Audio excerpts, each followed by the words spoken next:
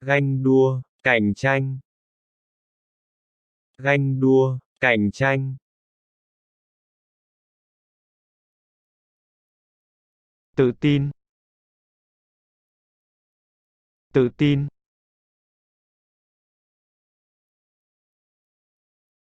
Chu đáo, ân cần. Chu đáo, ân cần. Can đảm. Can đảm.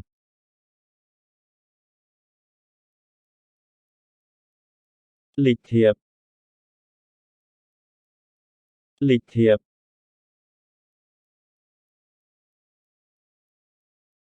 Nhát gan, hèn nhát. Nhát gan, hèn nhát. Sáng tạo. Sáng tạo.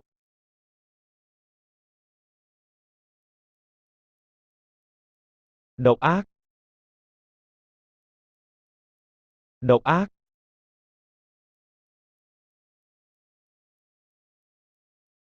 Tò mò.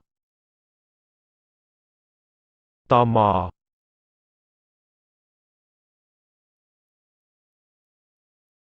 Quyết đoán. Quyết đoán.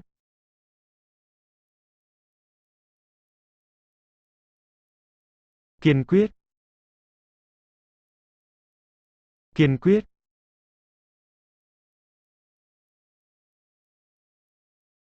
Đáng tin cậy. Đáng tin cậy.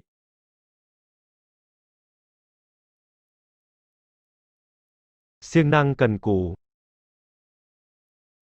Siêng năng cần cù.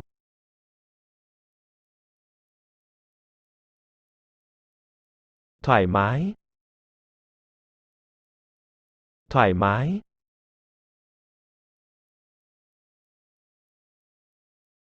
Dễ xúc động. Dễ xúc động.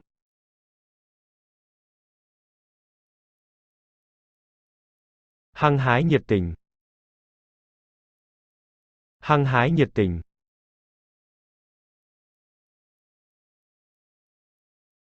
Ganh tị.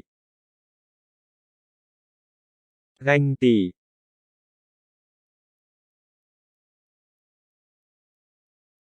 Trung thủy. Trung thủy.